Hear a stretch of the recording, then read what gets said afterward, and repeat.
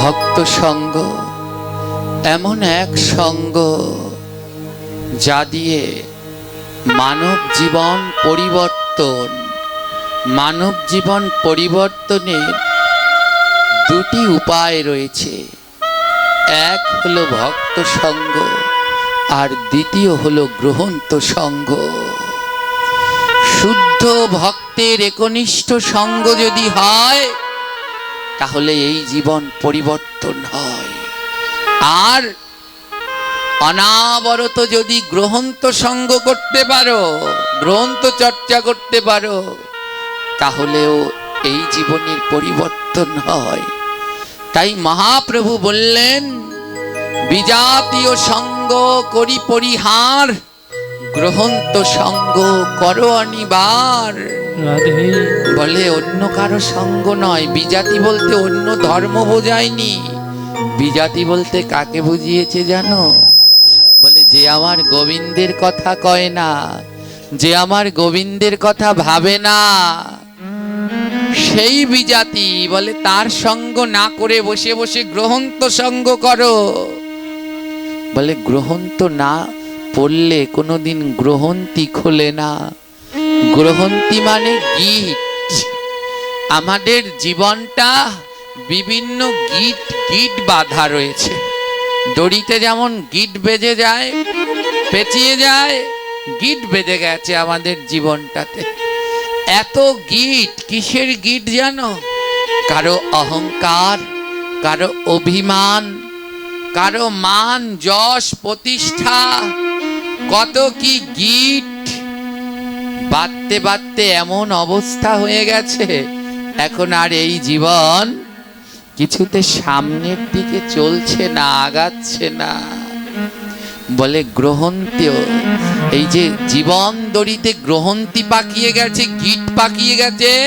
বলে এই গিট শুধু একটাই খুলতে পারে, সে হলো গ্রহন্ত। বলে যত গ্রহন্ত পড়বে তত এই জীবনের গ্রহন্তি গিটগুলো খুলে যাবে, মনের ভিতরে গন্ডগোল থাকবে না।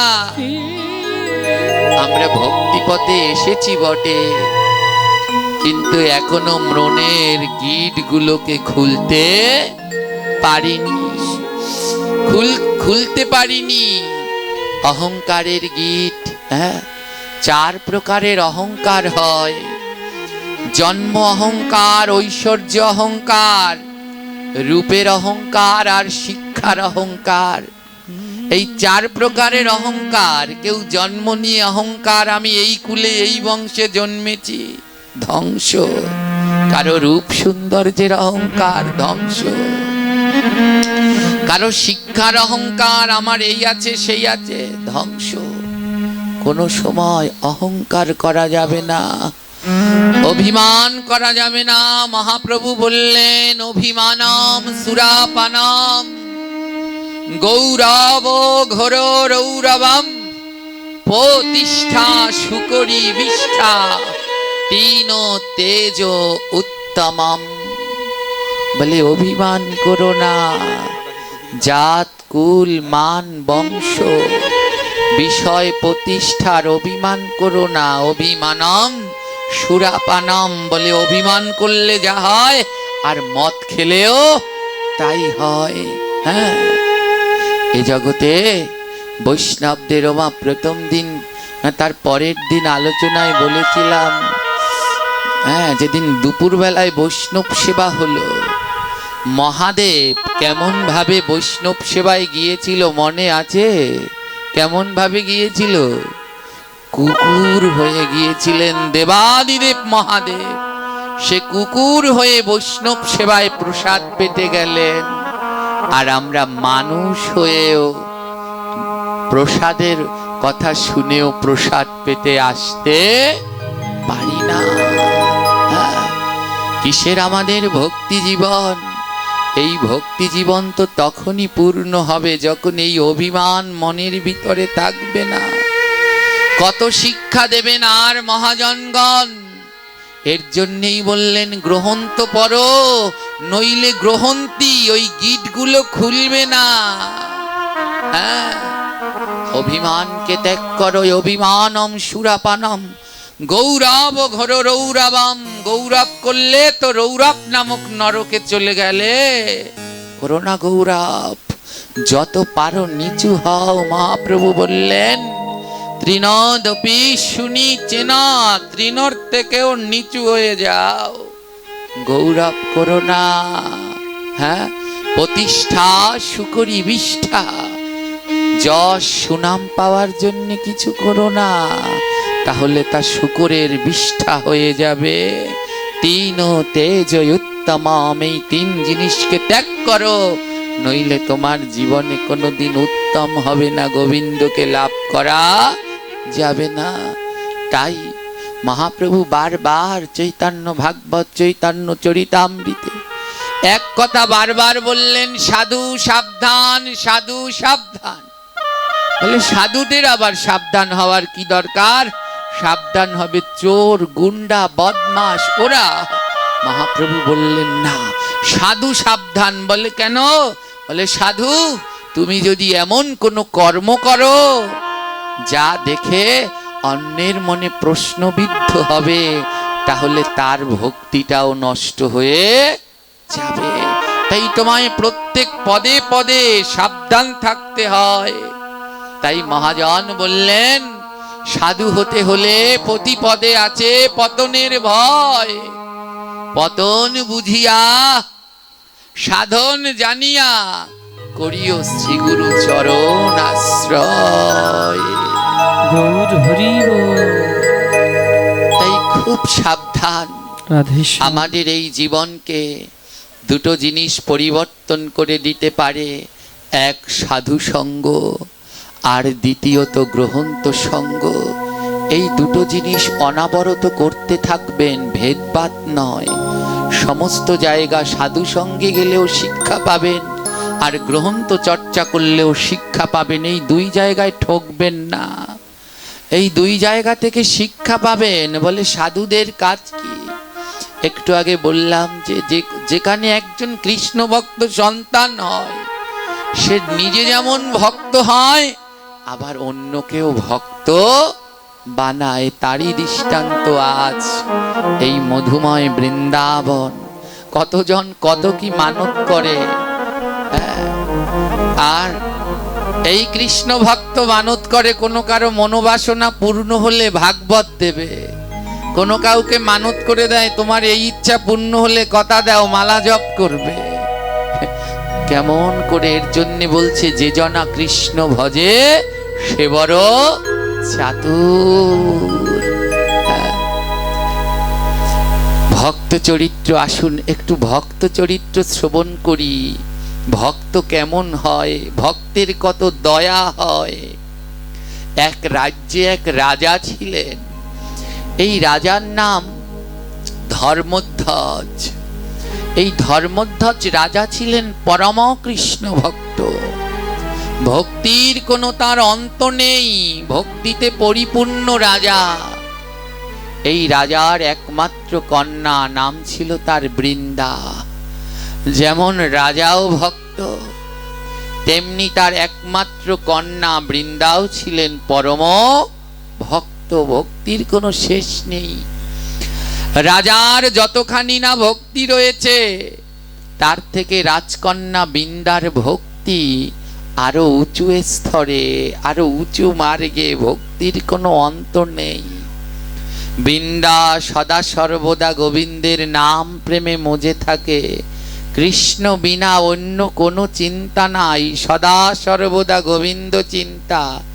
গোবিন্দ ছাড়া বৃন্দা আর কিছু বোঝে না। রাজকন্যা, কিন্তু কোনো রাজ ঐশ্বর্য রূপ, বৃন্দা পরমা সুন্দরী, কোনো রূপ ঐশ্বর্য বংশ জাত কুল মান কোনো অহংকার তাকে স্পর্শ করতে পারে না। সদা সর্বদা তার কৃষ্ণ চরণে মতি। মহাজনগণ বললেন, কৃষ্ণ চরণে মতি যার, এই সুখের তার কি দরকার।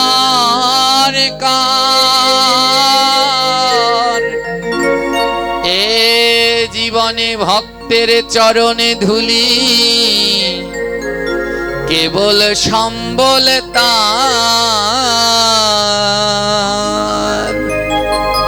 বলে জগতে যারা কৃষ্ণ ভক্ত তাদের এই সুখ ঐশ্বর্যের কোনো দরকার নেই, তাদের দরকার শুধু ভক্তের চরণ ধুলি। রাধে রাধে। রাজকন্যা বৃন্দা পরম ভক্ত, ভক্তির কোনো অন্ত নেই, রাজকন্যার মতো তার ব্যবহার না। যেইখানেই যায় সাধারণদের সাথে মিশে ভক্ত সঙ্গে অনাবরত ডুবে থাকে। কৃষ্ণ চিন্তা ছাড়া তার অন্য চিন্তা নাই। কি করে পাইবে সেই চিন্তামণি, তার ভজন করে যাই। বলে কৃষ্ণ চিন্তা ছাড়া রাজকন্যার অন্য কোনো চিন্তা নাই। বলে ওই চিন্তামণি, কৃষ্ণ নামক চিন্তামণি কি করে পাওয়া যায়? সারাদিন তার সেই চিন্তা, সারাদিন গোবিন্দ অর্চন সেবন সাধুসঙ্গ গ্রন্থ অধ্যয়নে ডুবে থাকে। রাজকন্যার চিন্তা কৃষ্ণ, আর রাজার চিন্তা তার কন্যা। কারণ রাজকন্যা দেখতে যেমন সুন্দরী তেমন পরম ভক্ত।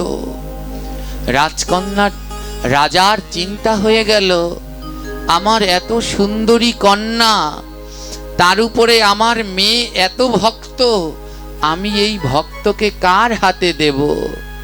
ঘরে যদি বিবাহযোগ্যা মেয়ে থাকে তাহলে মাতা পিতার রাতে আর ঘুম আসে না। রাজার আর কোনো ঘুম নেই, কারণ তার ঘরে এক বিবাহযোগ্য মেয়ে, তা আবার বৃন্দার মা ছিল না। রাজা সারাদিন ভগবানের কাছে প্রার্থনা করে, হে প্রভু, ওর তো মা নেই, সমস্ত কিছু আমাকেই করতে হবে, কিন্তু আমার মেয়ে, আমার কন্যা এত সুন্দরী, এত ভক্ত, এই রকম যোগ্য ছেলে তো আমি কোথাও খুঁজে পাচ্ছি না। ভগবানের কাছে প্রার্থনা করে, প্রভু, আমার কন্যার জন্য তুমি এক পাত্র সন্ধান করে দাও। রাজা চিন্তা করে কন্যার কথা, আর কন্যা চিন্তা করে গোবিন্দের কথা। আর ভগবান বললেন, এ জগতে যে আমার চিন্তা করে, আমি করি তার চিন্তা। যদি গোবিন্দ চিন্তা করো, তোমার আর অন্য চিন্তা লাগবে না, স্বয়ং গোবিন্দই তোমার চিন্তা করবে। তাই সমস্ত কিছু ছেড়ে দিয়ে ওই গোবিন্দ চিন্তা করো না। যেই চিন্তা করে তুমি কিছুই করতে পারবে না, সেই চিন্তা করে লাভ কি? তাই যার চিন্তা করলে পরে সকল চিন্তা তিনি করবেন, তার চিন্তাই করো। রাজা বহু জায়গায় পাত্র সন্ধান করলেন, কিন্তু কন্যার জন্য সুযোগ্য পাত্র পেলেন না। এমতো অবস্থায় রাজা কি করলেন জানেন? এমতো অবস্থায় রাজা ঘোষণা দিয়ে দিলেন স্বয়ংবর সভার। বললেন, আমার কোনো ধনী রাজপুত্র, ধনাঢ্য কোনো বর চাই না আমার কন্যার জন্যে। আমার কন্যার জন্য একজন কৃষ্ণ ভক্ত পাত্র চাই। রাজা প্রহরীদেরকে দিয়ে সমস্ত রাজ্যে, আশেপাশের রাজ্যে ঢেরা পিটিয়ে দিলেন। ধর্মধ্বজের একমাত্র কন্যা বৃন্দা, তার স্বয়ংবর সভার আয়োজন করা হয়েছে। এই স্বয়ংবর সভায় সবাই সমাবেত হতে পারেন, রাজার কোনো আপত্তি নেই। কারণ রাজার কোনো ধন রাজপুত্র চাই না। রাজা তার কন্যার জন্য একজন কৃষ্ণ ভক্ত পাত্রের সন্ধান করছে। ঢেরা পিটিয়ে প্রহরীগণ বলছে, এই রাজ্যের যত কৃষ্ণ ভক্তগণ আপনারা সবাই এই স্বয়ংবর সভায় অংশগ্রহণ করতে পারেন। সমস্ত জায়গায় সংবাদ পৌঁছে গেল।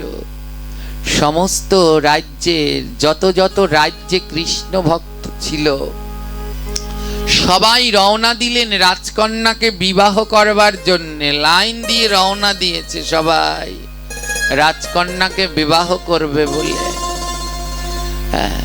কোনো জায়গায় বাদ নেই, সব রওনা দিয়েছে। আর রাজকন্যা ওই ব্যালকনির উপরে দাঁড়িয়ে দাঁড়িয়ে দেখছে রাজপ্রসাদের সামনের মাঠটা ভরে গেছে, কৃষ্ণ ভক্ততে ভরে গেছে। সবাই এসেছে রাজকন্যাকে বিবাহ করতে। রাজকন্যার সখীগণ ডেকে বলছে, রাজকন্যা দেখো তোমাকে বিবাহ করবার জন্য কত কৃষ্ণ ভক্ত আসলো। রাজকন্যা সখীদেরকে ডেকে বললেন, সখীরে, এই যে যারা মাঠের ভিতরে বসে আছে, দাঁড়িয়ে আছে আমাকে বিবাহ করবার জন্য, এরা একজনও কৃষ্ণ ভক্ত নয়, একজনও কৃষ্ণ ভক্ত নয়। সখীগণ বলে, কি বলছিস? সব কি সুন্দর মালা করা, তিলক করা, শিকা রাখা, একজনও কৃষ্ণ ভক্ত নয়। রাজকন্যা বললেন, না রে, কেন জানিস?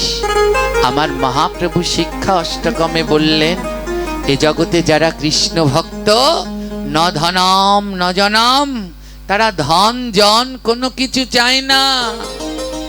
কবিতাম সুন্দরীম্বা, তারা কবিতার মতো সুন্দরী স্ত্রী চায় না। এই মাঠে যারা এসেছে, কেউ এসেছে ধনের লোভে, কেউ এসেছে কবিতারূপ সুন্দরীর লোভে। যদি কৃষ্ণ ভক্ত হতো তাহলে এই মাঠে কেউ দাঁড়াতো না। রাজকন্যার সখীগণ বলছে, তাহলে রাজকন্যা তোর কি গতি হবে? রাজামশাই তো তোর জন্যে কৃষ্ণ ভক্ত পাত্রের জন্য এখানে আয়োজন করলো, একজন কৃষ্ণ ভক্তও নাই। ওমা, এই জগতে যারা প্রকৃত কৃষ্ণ ভক্ত তারা আরেকজন কৃষ্ণ ভক্তকে দেখলেই চিনতে পারে। হ্যাঁ, যারা ভক্ত দর্শন করেই বুঝতে পারে এ ভক্ত কি ভক্ত না। কিভাবে? তুলসীদাস তার রামচরিত মানুষে বললেন, দুই ছে দুই মেলে তো 64 খেলে, নয় কোর প্রেমানন্দে হরি হরি বলে। বলে কি জানো? দুই ছে দুই মেলে বলে এক ভক্ত যখন আরেক ভক্তের দিকে তাকায়, এর দুই চোখ আর এর দুই চোখ, যখন ওই চোখে চোখে তাকায়, হ্যাঁ ওমা, ভক্তরা একজন যখন আরেকজনকে দেখে তাকিয়ে কি তারা মুখ বন্ধ করে থাকে? জোরে বলবেন, থাকে? এক ভক্ত আরেক ভক্তকে দেখলে পরে মুখ বন্ধ করে থাকে? কি বলে তারা? জোরে বলবেন। এক ভক্ত যখন আরেক ভক্তের দিকে তাকায় তখন মুখ বন্ধ করে থাকে না, তারা প্রেম সে বলে ওঠে, রাধে রাধে। আবার কেউ বা বলে, হরে কৃষ্ণ কৃষ্ণ, মুখ বন্ধ করে থাকে না। তাই দুই ছে দুই মেলে 64 খেলে, এর 32টা দাঁত আর ওর 32টা দাঁত। কয়টা হলো? বলে ওই 64টা খেলে ওঠে আনন্দে। ভক্ত দেখলে পরেই বুঝতে পারে, আনন্দে খেলে ওঠে 64টা দাঁত। আর কি বললেন? 9 কোর প্রেমানন্দে হরি হরি বলে। মানব দেহে 9 লক্ষ লোমকূপ আছে। একটা কথা জেনে নিন, যেদিন কোনো সাধুকে দেখে দর্শন করে গায়ের পশমগুলো কাটা দিয়ে উঠবে, শিউরে উঠবে, সেদিন বুঝে নিবেন একজন প্রকৃত সন্তের দর্শন হলো। যাকে দর্শন করার সাথে সাথে গায়ের পশমগুলো শিউরে ওঠে, 9 লক্ষ পশম, হ্যাঁ, লোমকূপগুলো শিউরে ওঠে, সেদিন বুঝে নেবেন যে নিশ্চয়ই একজন শুদ্ধ ভক্ত। তাই বললেন, দুই ছে দুই মেলে 64 খেলে, 9 কোর প্রেমানন্দে হরি হরি বলে। গায়ের পশমগুলো সেদিন আর স্থির থাকে না, এই সাধু চিনে নেয় গায়ের পশমগুলো। তারা সবাই রোমাঞ্চিত হয়ে হরি হরি বলে ওঠে নয় কোর পশমদের ভিতরে। হরি হরি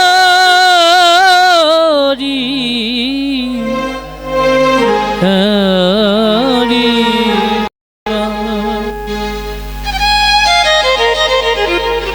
বৃন্দা রাজকুমারী বৃন্দা সখীদেরকে দাদা, sound বলছেন, কিচ্ছু ঠিক নেই। সখীগণ, সাউন্ড কিছু ঠিক নেই। যারা এই মাঠের মধ্যে আছেন এরা একজনও অনেক বেশি। ভক্ত নয়। হাই অনেক কারণ বেশি। বৃন্দা তো ভক্ত, দেখেই চিনতে পারে, চিনে গেলেন কেউ ভক্ত না। সখীগণ বলে, রাজকুমারী রিভাব নাই। তাহলে আমি গিয়ে রাজার কাছে খবর দেই। বৃন্দা লোটা বলে, বাড়ান, না, লোটা বাড়ান। বাবা লোটা আমার বাড়ান। বাবা যে বড় কষ্ট পাবে।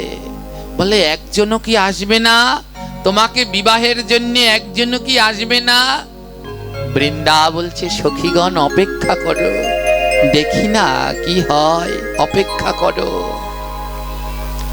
আরেকটু বাড়ান। এইদিকে মাঠ ভরে যাচ্ছে, কেউ আসছে রাজকুমারীকে বিবাহ করে অপরূপ সুন্দরী পাওয়ার জন্যে, কেউ আসছে রাজার ধন পাওয়ার জন্যে। তাই যত সব চলে আসছে আজ বৈষ্ণব হয়ে। রাধে। একদিকে কি হলো, পাশের গ্রামে একটা চোর বাস করত। চোরটার নাম ছিল সুদর্শন। হ্যাঁ, সুদর্শন শব্দের অর্থ কি মায়েরা জানেন তো? যাকে দেখতে বড় সুন্দর তাকে বলে। চোরটার নাম সুদর্শন।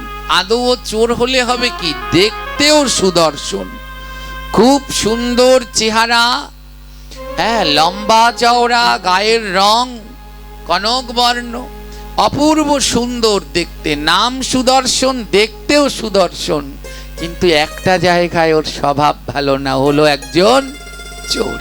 সারা দিন চুরি করে। তো এই যে ঢেরা পেটাচ্ছে, হ্যাঁ, লোকজন জড়ো হয়ে শুনছে। সুদর্শন কি করছে, ওই লোকজন যেই জড়ো হয়ে শুনছে ওর মধ্যে দিয়ে লোকজনের জিনিসপত্র চুরি করছে। হ্যাঁ, চোর, হ্যাঁ, সমস্ত জায়গায় চোর আছে। হ্যাঁ, কোনো না কোনো অবস্থায় তারা অবস্থান করছে। তো এই যে চুরি করছে, একজনে হাতটা ধরে ফেলেছে। আরে এই সুদর্শন চোরা, তোর স্বভাব আর গেল না। এইদিকে রাজবাড়ির ঢেরা পিটাচ্ছে আর তুই চুরি করছিস। শুনেছিস রাজার প্রহরীরা কি বলছে? সুদর্শন চোরা বলছে, কি বলছে? বলে, রাজকন্যার জন্য এক পাত্র চাই, সেই পাত্র হতে হবে পরম ভক্ত। ওই লোক বলছে, সুদর্শন তোকে দেখতে এত সুন্দর, যদি তুই ভক্ত হতিস, চোর না হয়ে ভক্ত হতিস, আমার মন বলছে রাজা তার কন্যা তোকেই দিয়ে দিত। সুদর্শনের মাথার মধ্যে ঢুকলো, কি, আমি যদি ভক্ত হতাম তাহলে রাজা তার কন্যা আমায় দিয়ে দিত? সুদর্শন চোরা ওখান থেকে ছুটতে ছুটতে ওদের গ্রামে যে মন্দির আছে, মন্দিরের পূজারীর কাছে চলে গেলেন। ও ঠাকুর মশাই, একটা কথা বলবেন? ঠাকুর মশাই তো অবাক। আরে সুদর্শন চোরা, তুই তো সারাদিন চুরি করে বেড়াস, মন্দিরে কি? সুদর্শন চোরা বলছে, ঠাকুর মশাই একটা কথা বলবেন। বলে, বল, কি জানতে চাস বল। সুদর্শন চোরা বলছে, ঠাকুর মশাই ভক্ত হতে হলে কি লাগে? ভক্ত হতে হলে কি লাগে? ওর মাথায় ঢুকে গেছে, যদি ভক্ত হতাম তাহলে রাজকন্যা আমার হতো, আর রাজকন্যা পেলে পরে ধনও পেতাম, আর রাজকন্যাও। সুদর্শন চোরা মনে মনে সিদ্ধান্ত নিলেন, যেমন করে হোক ওই রাজকন্যা আমার চাই। মন্দিরের পূজারীর কাছে গিয়ে বললেন, ঠাকুর মশাই বলুন না ভক্ত হতে কি কি লাগে? ঠাকুর মশাই বলল, শোন, বহিরঙ্গ অন্তরঙ্গ পরে, আগে বহিরঙ্গটাকে সাজা, আগে বহিরঙ্গটাকে সাজিয়ে নে। বলে, কিভাবে? ঠাকুরমশাই বলছে, শোন, গলায় একটা তুলসীর মালা পর, গলায় একটা তুলসীর মালা পর, ললাটে টানা করে তিলক পর, ধুতি উত্তরী নামাবলী পর।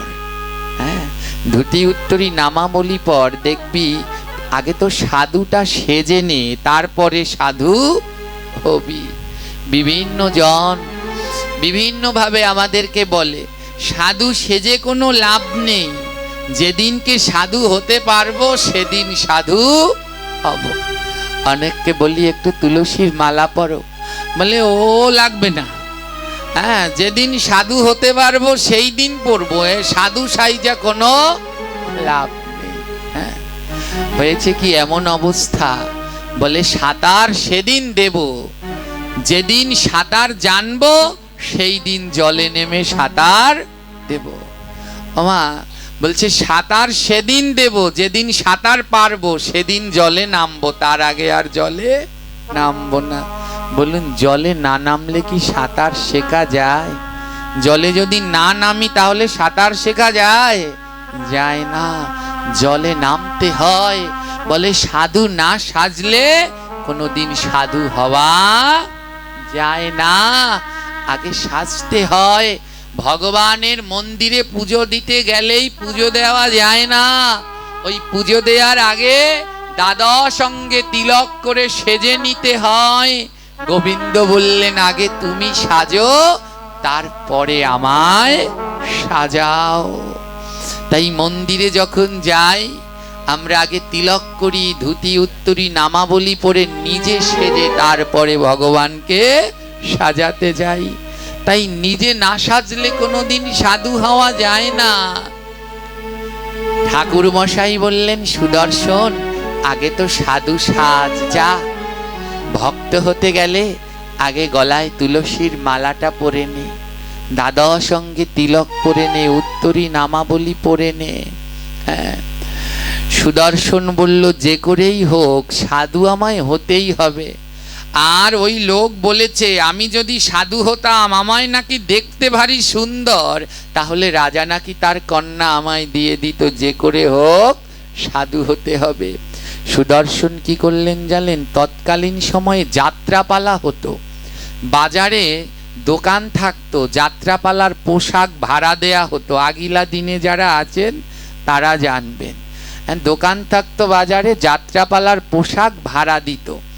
সুদর্শন চোরা কি করলেন? বাজারের সেই যাত্রাপালার দোকানে চলে গেলেন, আর গিয়ে বললেন, হ্যাঁ গো, তোমাদের কাছে নিমাই সন্ন্যাসের পোশাক পাওয়া যাবে? যাত্রাপালার দোকানদার বলছেন, সব পাওয়া যাবে কিন্তু তোকে দেয়া যাবে না, কারণ তুই এমন চোরার চোর, তোকে কোনো ভরসা। চোর বলছে, চিন্তা করো না, তোমাদের গুনে গুনে টাকা দিয়ে দেব।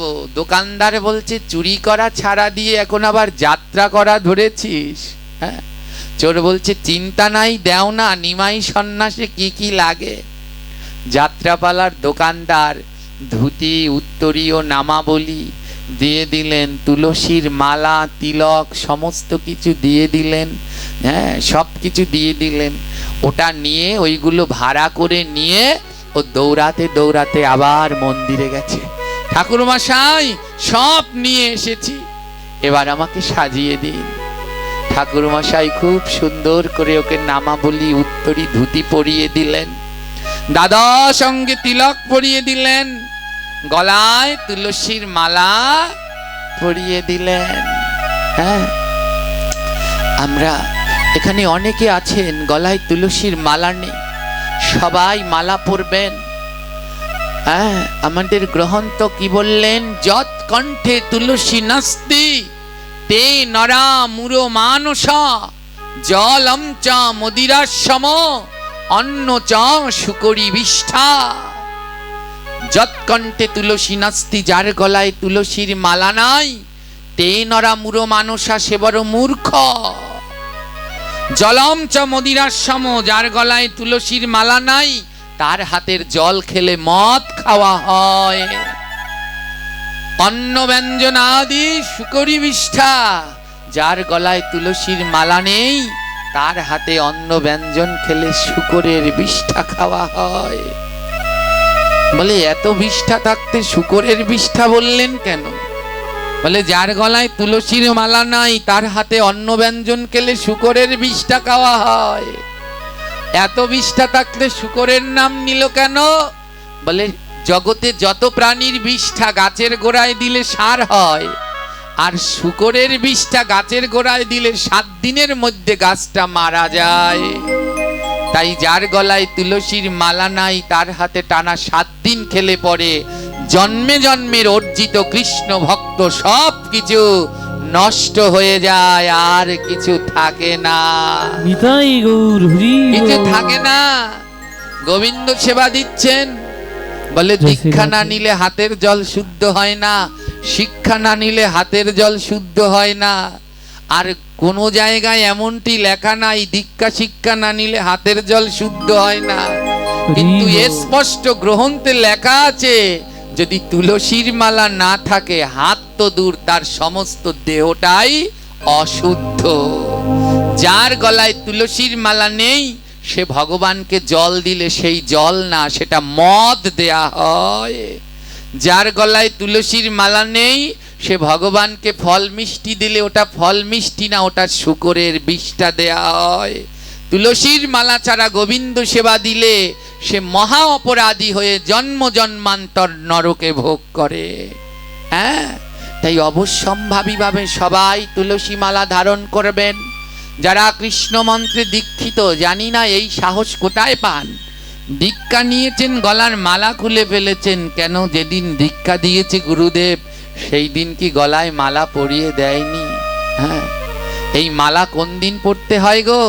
যেদিন মুখে প্রসাদ দেয় ওই দিন মালা পড়তে হয়। ওদিন পড়বে আর খুলবে না, খুলে ফেলেছে। যত শুভ কাজ তুলসীর মালা ছাড়া হয় না। ওমাগো, এই যে অর্ধেকের গলায় মালা নেই, যারা আছেন এখানে সবাই তো প্রায় বিবাহিত, বিয়ের কথা মনে আছে? বিয়ের দিন মালা পরেছিলেন না পরেননি? জোরে বলবেন। বিয়ের সময় মালা পরতে হয়েছে না হয়নি? হয়েছিল, আবার খুলে রেখে দিয়েছেন। বলে সংসার ধর্ম করতে হলে অবশ্যম্ভাবীভাবে তুলসীর মালা ধারণ করা কর্তব্য। অনেকে ভয় পায়, তুলসীর মালা পরে মিথ্যে কথা বলা যাবে না। এই জগতে যারা তুলসীর মালা পরে একজন দেখান তো যে সারা জীবন সত্য কথা বলে। এ জগতে সত্যবাদী একজন, সে ছিল যুধিষ্ঠির, তাকেও একবার মিথ্যে বলতে হয়েছে।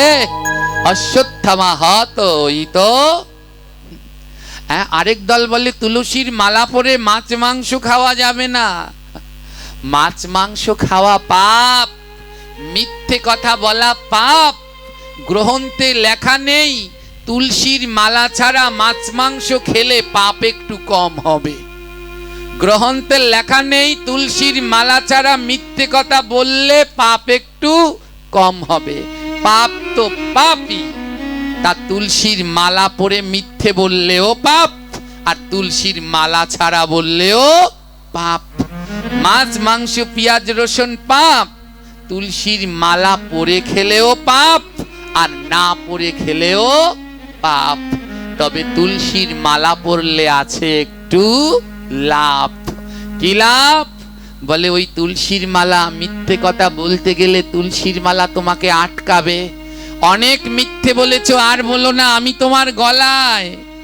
ওই যখন ওই অখাদ্য খাবেন, যদি কেউ আটকাতে পারে সে তুলসীর মালা, ডেকে বলবে আর খেও না, আমি তোমার গলা এবার থামো।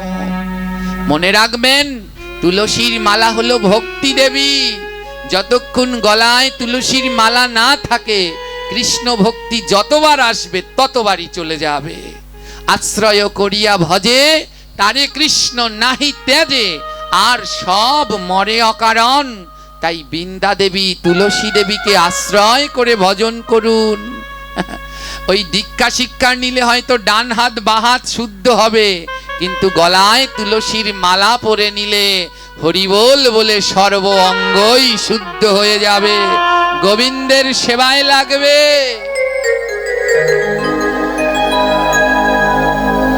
দেহ এক নৈবেদ্য, যদি তুলসী না থাকে সেই নৈবেদ্য কি বলো গোবিন্দের ভোগে লাগে। বলে গোবিন্দকে যেই নৈবেদ্যই দাও, তাতে যদি তুলসী না থাকে তাহলে ওটা গোবিন্দ সেবায়। দেহটাও এক নৈবেদ্য, এটা গোবিন্দ সেবার জন্য হয়েছে।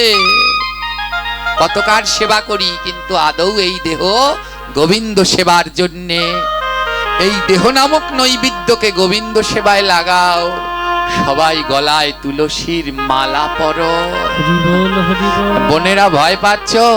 বিয়ের দিন তো ঠিক পড়া লাগবে, তা আগে থাকতেই পড়ে নে। যা পড়তে হবে, যা ছাড়া রক্ষা নাই।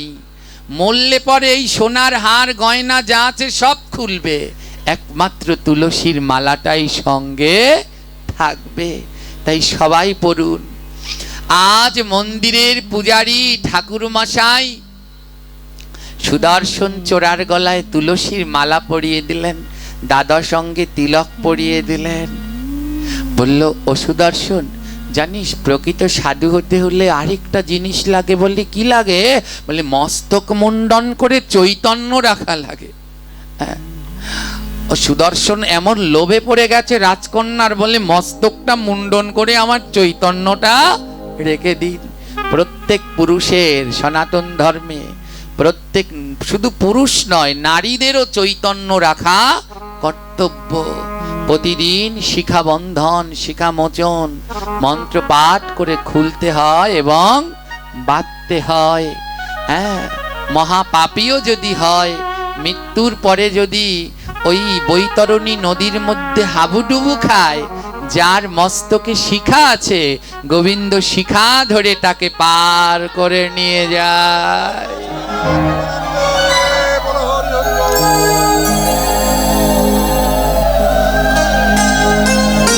পূজারী ঠাকুর বললেন, সুদর্শন মাথায় চৈতন্য লাগে। সুদর্শন বললে, রেখে দাও রেখে দাও, তাড়াতাড়ি করো, আমার সময় বড় কম, ওদিকে স্বয়ংবর সভা না শুরু হয়ে যায়। ঠাকুর মহাশয় মস্তক মুন্ডন করে চৈতন্য রেখে দিলেন। কি করলেন? গলায় মালা, উত্তরীয়, নামাবলী, দাদা সঙ্গে তিলক, চৈতন্য পরে, চৈতন্য ধারণ করে আজ ওই সুদর্শন চোরা ঠাকুর মহাশয়ের সামনে দাঁড়িয়েছে।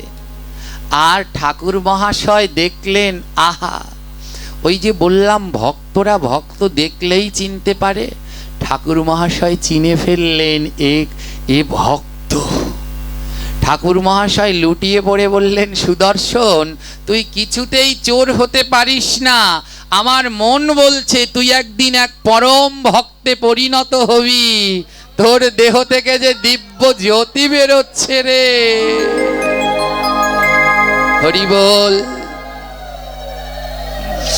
তোর দেহ থেকে দিব্য জ্যোতি বেরোচ্ছে। কি হলো? সুদর্শন অপূর্ব সুন্দর, দেখতে সুন্দর তো। আজ যখন মালা তিলক পড়েছে, ওকে অপূর্ব এক বৈষ্ণব পরম শুদ্ধ ভক্তের মতো মনে হচ্ছে। সুদর্শন ঠাকুর মশাইকে প্রণাম করে বলছে, ঠাকুর মশাই, আমি যেই কার্যে যাচ্ছি, আমি যেন তাতে সিদ্ধি লাভ করতে পারি। ঠাকুর মহাশয় মাথায় হাত দিয়ে বলল, অবশ্যই পারবি। ঠাকুর মহাশয় তো আর জানে না ও রাজকন্যাকে আনতে যাচ্ছে।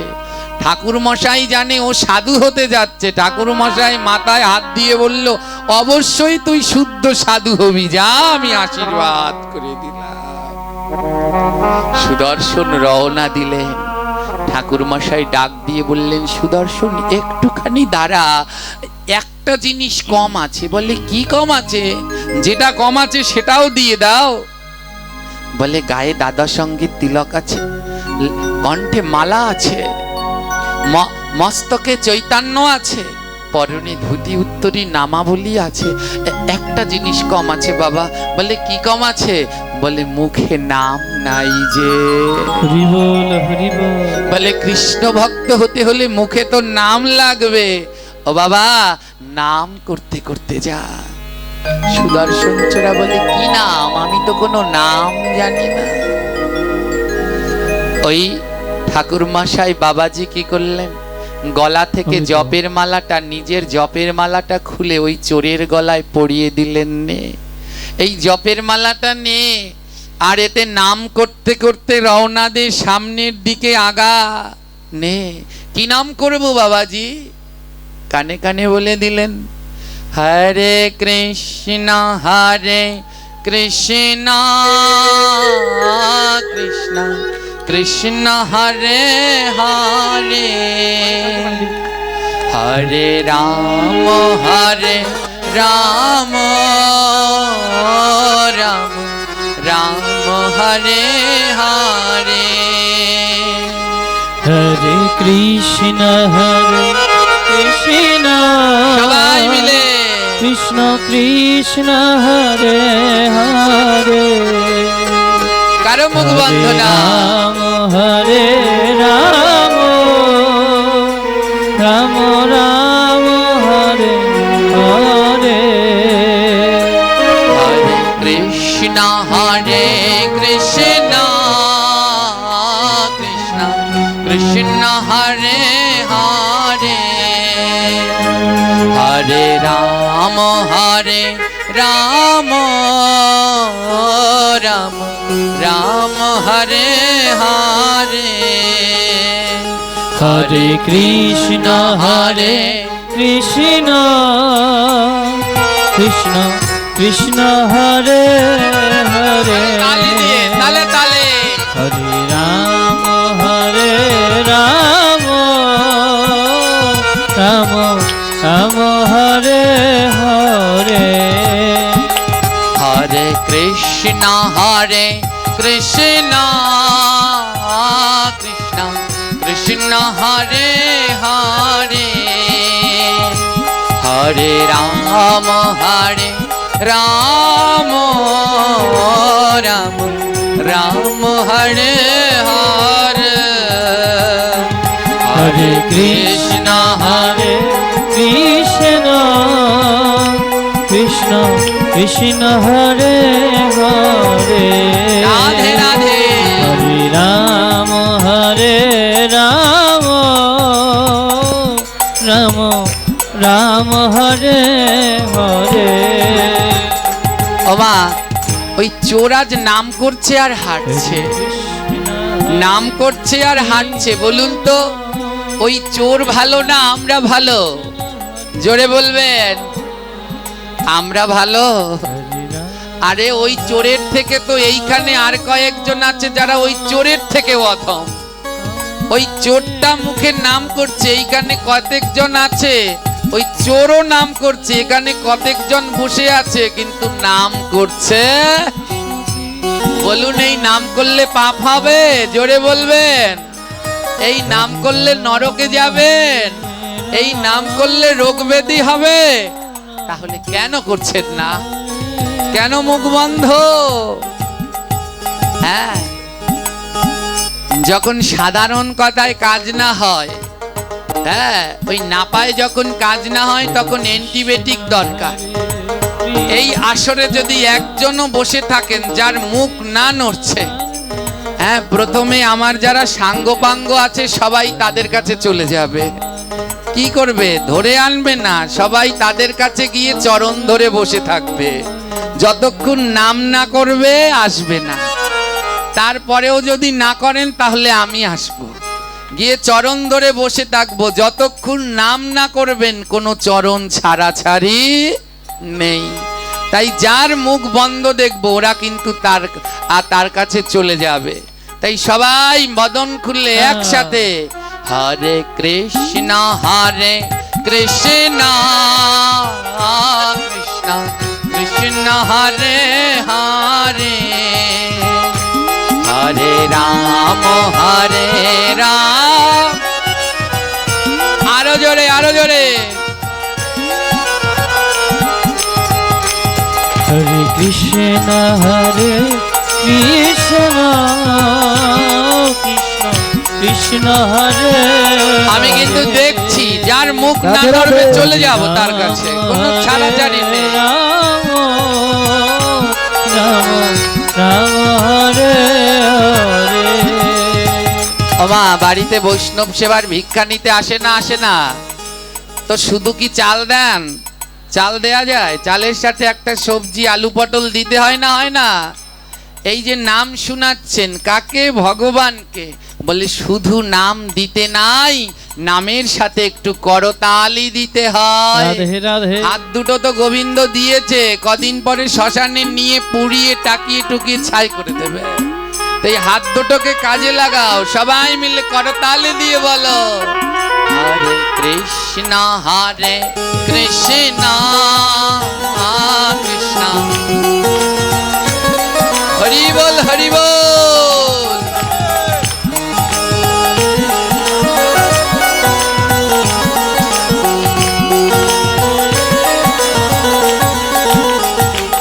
হরে কৃষ্ণ কৃষ্ণ কৃষ্ণ কৃষ্ণ হরে হরে, হরে রাম রাম রাম হরে হরে। আহা, নামের থেকে আনন্দ আর কিছু আছে? ওদের দেখলে বোঝা যাচ্ছে ওদের দ্বারা হবে। ওই যে সব ওই যে ছোটরা যুবকরা জেগে উঠেছে, ওরা আনন্দে নাচতে শুরু করেছে। নামে কাজ শুরু হয়েছে। কে বলছে হবে না? বলে শুধু সরস্বতী পুজোই নয়, আজ নামের তালে তালে সবাই মিলে হরে কৃষ্ণ কৃষ্ণ। দুবাহু তুলে সবাই, দুবাহু তুলে হরে হরে রাম, সবাই দুবাহু তুলে হাতে তালি, দুই বাহু তুলে দেব লাফিয়ে হরে কৃষ্ণ কৃষ্ণ কৃষ্ণ কৃষ্ণ হরে হরে, বাবা রাধে রাধে। রাম হরে রাম রাম রাম হরে হরে। আহা, চোরাজ নাম গাইতে গাইতে যাচ্ছে, নাম প্রসঙ্গে আসলো। আমরা যেখানেই পাঠ করি, বিশেষ করে 7 দিন 5 দিন যেখানেই থাকি, একদিন আমরা নগর সংকীর্তনে যাই। এইখানেও বন্ধ যাবেন না, কারণ সবাই বলে আমাদের বাসায় একটু যাবেন। এত বাসায় বাসায় আমার যাওয়া সম্ভব না, তাই একটা বুদ্ধি বের করি কি সব বাড়িতে পাড়ায় নগর সংকীর্তন করে সবার ঘরে ঘরে যাই। তো যারা এই পাড়ায় আছেন, কালকে সকালে কিন্তু আমরা সবাই মিলে আপনাদের ঘরে ঘরে ভগবানের ভুবন মঙ্গল নাম সংকীর্তন নিয়ে সমবেত হব।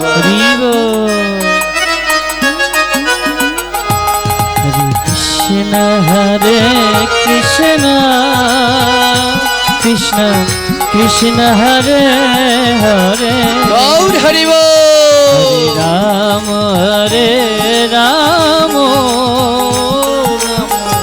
রাম হরে হরে। আজ চোর নাম গাইছে আর যাচ্ছে, যেতে যেতে না ওর 2 নয়ন থেকে টপ টপ করে জল ঝরছে। চোর অবাক হয়ে গেলেন, একই আমার নয়নে জল ঝরছে কেন? আমি তো কোনো সময় কাঁদি না। এই নামের এমন গুণ তোমরা জানো না। এই নাম যারা করে তারা জানে এই নামের কি গুণ। বলে জগতের যত নেশা আছে সব নেশা ত্যাগ করা যায়, কিন্তু কেউ যদি একবার নামের নেশা করে, মৃত্যুর আগ পর্যন্ত নামের নেশা তাকে আর ছাড়ে না। তাই অন্য নেশা বাদ দিয়ে নামের নেশা করো। যেই নেশা করলে গৌর চলে আসবে, যেই নেশা করলে আমার নিতাই চলে আসবে, সেই নাম জপের নেশা করো। চোরটার 2 নয়ন থেকে জল ঝরছে। চোর বলছে আমি কাঁদছি কেন? আমি তো কোনো সময় কাঁদি না। চোর জানে না তুলসীর মালা তিলক নামের কি গুণ। আজ যে জীবনে নাম করেনি সে নয়ন ধারায় ভেসে চলছে। আজ স্বয়ংবর সবাই গিয়ে চোরও দাঁড়িয়েছে, স্বয়ংবর সবাই গিয়ে চোরও দাঁড়িয়েছে। রাজকন্যা বরমালা নিয়ে আগাচ্ছে, যার দিকেই তাকাচ্ছে দেখে ভক্তি নেই। আছে কিছু কিছু ভক্তি আছে, কিন্তু পূর্ণ কারো ভিতরে। রাজকন্যা ঘুরে ঘুরে দেখছে মাঠ ভর্তি ছেলে ভরা। রাজকন্যা বলছে এত ছেলের মধ্যে আমি কার গলায় মালা পরাবো? তো শেষ পর্যন্ত আর রাজকন্যা যেতে পারলেন না। সুদর্শন চোরা বলে সর্বনাশ, রাজকন্যা তো ঘুরে চলে যাচ্ছে, আমার দিকে তো আর আসলেন না। সুদর্শন চোরা বলে আমায় যদি নাই দেখে তাহলে মালা কি করে পরাবে? সুদর্শন চোরা কি করলেন, ওই যে যারা বৈষ্ণব হয়ে দাঁড়িয়েছেন বিয়ে করার জন্য, সুদর্শন চোরা সবার চরণ ধুলি মাখতে লাগলেন। কেমন ভাবে গড়াগড়ি দিয়ে, একেবারে এমাতা দিয়ে গড়াতে গড়াতে সামনে যাচ্ছে। কেন? ওর উদ্দেশ্য হলো রাজকন্যা যেন ওকে দেখে। সামনে কি করে যাওয়া যায়? তো এখান থেকে গড়াতে ওখানে যাচ্ছে, ওখান থেকে গড়াতে ওখানে যাচ্ছে। ভক্তির আর কোনো শেষ নাই। সবাই বলছে দেখ দেখ, এইটাই আসল ভক্ত, কেমন ধুলার মধ্যে গড়াগড়ি করছে। সখীগণ, রাজকন্যার সাথে তো সখীরা ছিল, সখীগণ বলছে দেখ রাজকন্যা, তুই ভক্ত খুঁজে পাস না, ওই দেখ আসল ভক্ত, বিয়ে করতে এসে কেমন চরণ ধুলা মাখছে। হ্যাঁ, ভক্তির কোনো শেষ নাই। রাজকন্যা বললেন শোন সখী, অতি ভক্তি, জোরে বলুন, বলে চরণ ধুলা মাখা ভালো, কিন্তু অতি না। বলে সবাই মাখছে, কিন্তু ওর মতো তো আর মাখছে না, ও তো গড়াতে গড়াতে একেবারে সামনে চলে আসছে। রাজকন্যা বুঝে নিলেন যে ভক্ত নয়, একটা চোর। আর এই সভায় যে কটা ছেলে বিয়ে করতে এসেছে সবার মধ্যে কিছু না কিছু ভক্তি চর্চা আছে, এর ভিতরে কিছুই নাই। রাজকন্যা চিনে নিলেন। রাজকন্যা কোনো কথা বললেন না, রাজকন্যা বরমাল্যটা নিয়ে ওর গলায় পরিয়ে দিলেন। ওর গলায় পরিয়ে দিলেন। সবাই মিলে জয়ধ্বনি, শঙ্খধ্বনি, উলুধ্বনি করলেন। রাজকন্যার জন্য বর পাওয়া গেল।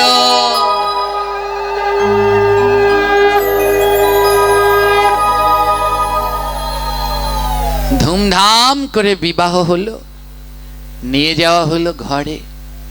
রাজা তো, তার তো আর খোঁচর অনুচরের অভাব নেই। রাজা অনুচরদের ডেকে বলছে এই ছেলেটার খোঁজ নাও, এই ছেলেটা কে এর ভালো মতো খোঁজ নাও। অনুচরগণ খোঁজ নিতে গেলেন ছেলেটা কে। এইদিকে সুদর্শন চোরা মনে মনে বলছে এখানে বেশিক্ষণ থাকা যাবে না, কারণ রাজা ঠিক জানতে পারবে আমি যে একটা চোর। তাই তাড়াতাড়ি করে রাজকন্যার গয়নাগুলো নিয়ে পালাতে পারলেই হলো, আর কিছু লাগবে না। যে গয়না ওর 1-1.5 বস্তা নিয়ে পালাতে পারলেই আমার সারা জীবন কেটে যাবে। এদিকে রাজকন্যা গোবিন্দ মন্দিরে সেবা দিতে গেলে, আর সুদর্শন চোরা রাজকন্যার ঘরের ভিতরে সিন্ধুক আলমারি সব খুঁজতে লাগলো, গয়না কোথায় রেখেছে। আর অনুচররা খবর নিয়ে আসলো, রাজামশাই আপনার মেয়ের বড় সর্বনাশ হয়েছে। কি হয়েছে? বলে যার সাথে আপনার মেয়ের বিয়ে হয়েছে ও কোনো ভক্ত নয়, ও একটা চোর। ওই চোরটার নাম হলো সুদর্শন, ও আমাদের পাশের রাজ্যের চোর। সাধু সেজে আপনাকে আর রাজকন্যাকে ঠকিয়েছে। রাজা মাটির উপরে বসে পড়ল, হে ভগবান, আমার মেয়ে এত ভক্ত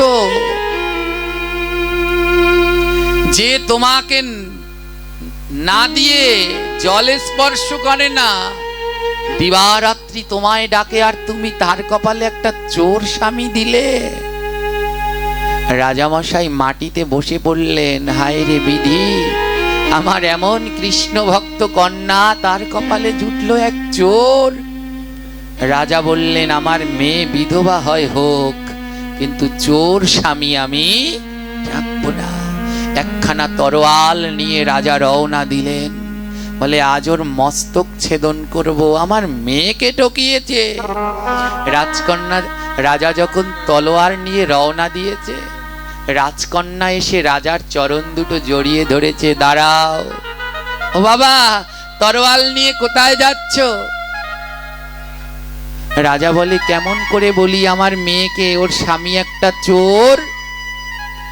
রাজা বলল ও মা, ও তোর জানতে হবে না। মেয়ে বলল আমি সব জানি বাবা, তুমি আমার স্বামীকে মারবে তাই তরোয়াল নিয়ে যাচ্ছ। রাজা বলল তুই জানিস? রাজকন্যা বৃন্দা বললেন জানি বাবা, যখন ওর গলায় মালা পরিয়েছি তখনই আমি জানি ও ভক্ত নয়, ও একটা চোর। আগেই বলেছি যারা শুদ্ধ প্রকৃত ভক্ত তারা দর্শন করার সাথে সাথেই বলতে পারবে তুমি আসল কি নকল। বৃন্দা তো প্রকৃত ভক্ত, চিনে ফেললেন। বৃন্দা বলল বাবা, ওর গলায় মালা পরার আগেই আমি চিনে নিয়েছি ও ভক্ত না, ও চোর। রাজা বলল তাহলে ওর গলায় কেন মালা পরালি? ওখানে তো আরো কত রাজপুত্র এসেছে, তাদের গলায় পরাতে তো পারতি মা। বৃন্দা বলছে বাবা, আমি ভাগবতে পড়েছি এই জীবন তার ধন্য যে নিজে ভক্ত হয়ে অন্যকে ভক্ত বানাতে পারে। বাবা, আমি ভাগবতে পড়েছি এ জীবন তার ধন্য যে নিজে ভক্ত হয়ে আরেকজনকে ভক্ত বানায়। তুমি যদি আমাকে ভক্ত স্বামীর সাথে বিয়ে দিতে তাহলে আমার কি লাভ হতো? আমার স্বামী চোর, আমি যদি আমার চোর স্বামীকে কৃষ্ণ ভক্ত বানাতে পারি, আমার গোবিন্দের কাছে গিয়ে বলতে পারবো গোবিন্দ দেখো আমি তোমার ভাগবতের কথা রাখতে পেরেছি।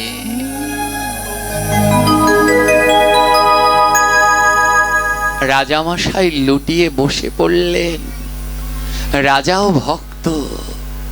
রাজা বললেন আমার অন্ধ চোখ খুলে দিলি মা, এমন করে তো কোনোদিন ভাবিনি। নিজের জীবনের কথা প্রত্যেকটা মেয়ে ভাবে তার সুখ, তার স্বামী, তার সংসারের কথা। বলে যারা ভক্ত তারা ভাবে না, তার প্রমাণ ভক্ত বৃন্দা। বলে আমার চোর স্বামীকে যদি ভক্ত বানাতে পারি তাহলে এ জীবন ধন্য। পাঠে গেলে কত মায়েরা এসে নালিশ করে বাবা আমার স্বামী এমন করে, আমার স্বামী আসতে দেয় না। অমন করো না, যদি তোমার জীবন ধন্য করতে চাও, তোমার স্বামীকে যদি ভক্ত বানাতে পারো তাহলে এ জীবন তোমার সার্থক। রাজা বললেন মারে, তোর কাছে জীবনে কিছু চাইনি, আজ একটা জিনিস চাইবো, দিবি? রাজকন্যা বলে কি চাই বাবা? রাজা বললেন শোন, এই জগতে ভক্ত ভক্তের সম্পর্কের মধ্যে অন্য কিছু আসে না। ও মা, শুনেছি শুদ্ধ ভক্তের চরণ ধুলি লাগলে নাকি মনে কৃষ্ণ ভক্তি জাগে। বৃন্দা মা, তোর মতো এমন ভক্তি আমি কোথাও দেখি নাই। নিজের সুখ সংসারের কথা ভাবলি না, একটা চোরকে ভক্ত বানাবি বলে বিয়ে করে নিলি। রাজামশাই বলছে মানে তোর মতো এমন ভক্তি তো আমার হলো না। তাই দে দে ভক্ত চরণ ধুলি, বলি দেও দাও ভক্ত চরণ ধুলি, দাও দাও ভক্ত চরণ ধুলি, দেও দাও ভক্ত চরণ ধুলি। ভক্তের ধুলা অঙ্গে মাখি, দাও দাও ভক্ত চরণ ধুলি। আমি ভক্ত ধুলি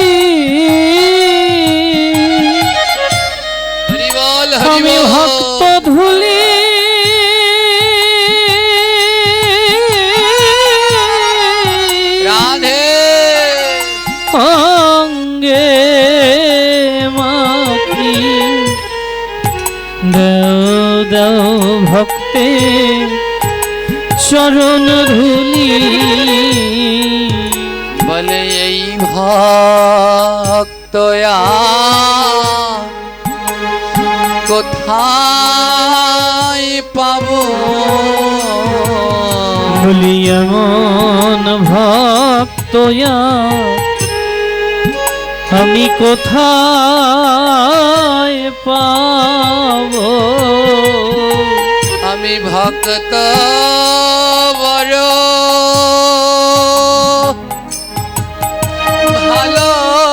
ভালোবাসি এমন ভক্ত কোথায় পাবো আমি ভক্ত বড়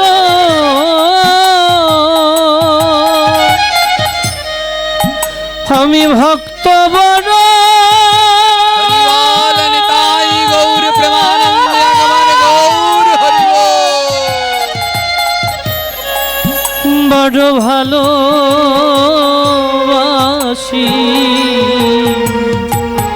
আমি এমন ভক্ত কোথায় পাবো বৃন্দা বলছে বাবা হরে তুমি যদি আমার চরণে হাত দাও কৃষ্ণ আমার যে অপরাধ হয়ে যাবে।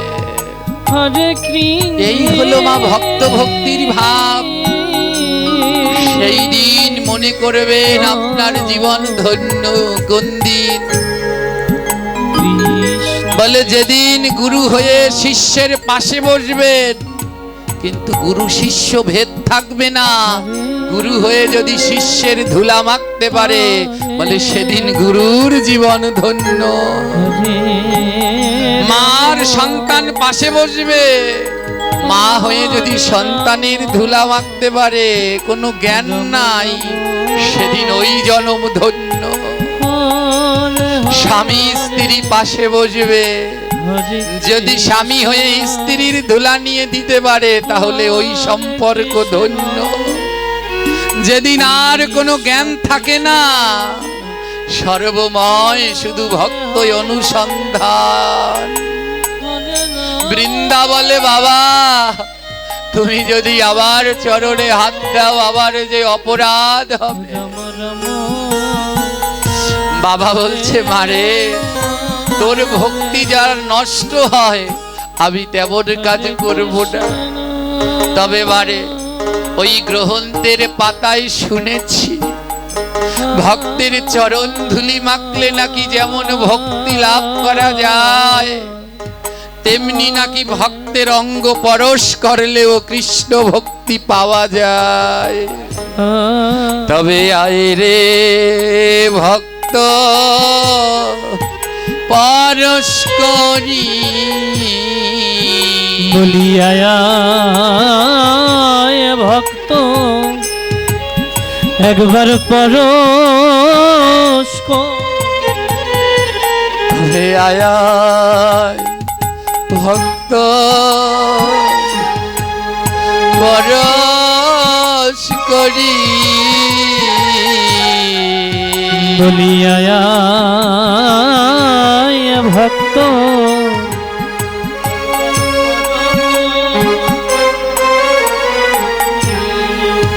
আমার দেহ খানা পাপের তরি,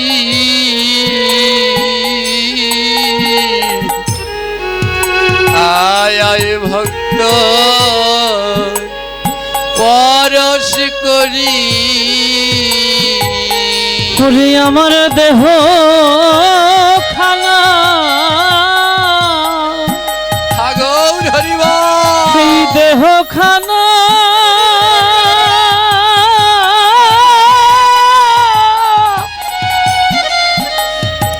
ওরে পাপে ভরা, বলিয়ায় ভক্ত একবার পরশ করি, হবে আমার হয় না কোনো গতি। ভবে আমার হয় না ওরে কোনো গতি। ওই বৈষ্ণব পদে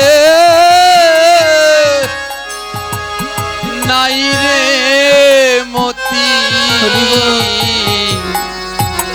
আমার হয় না কোনো গতি। ওই বৈষ্ণব পদে, ওই বৈষ্ণব পদে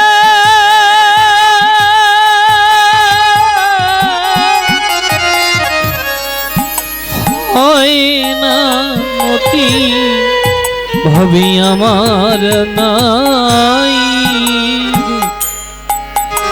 ভাবে আমার নাই রে, ভাবি আমার নাই রে কোনো গতি। তোমরা চরণ ধুলা ভিক্ষা দাও রে, ওরে আমায় চরণ ধুলা তোমরা ভিক্ষা দাও রে, আমায় চরণ ধুলা ভিক্ষা দাও রে। বলি চরণ ধুলি এই চরণ ধুলি ভিক্ষা দাও রে। আমি এই না ধুলা অঙ্গে মাগবো, আমি এই না ধুলি আমার এই না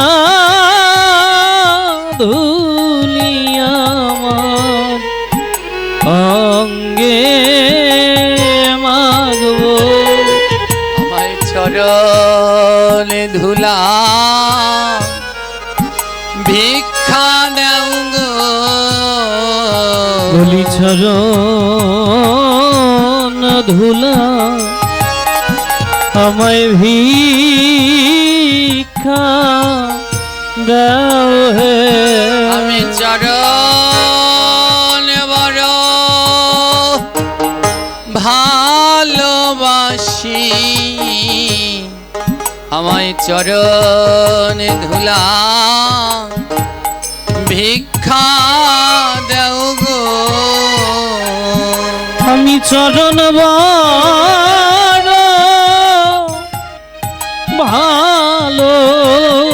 ভালোবাসি, আমায় চরণ ধুলি ভিক্ষা দাও হে। আমায় চরণ ছাড়া করোনা,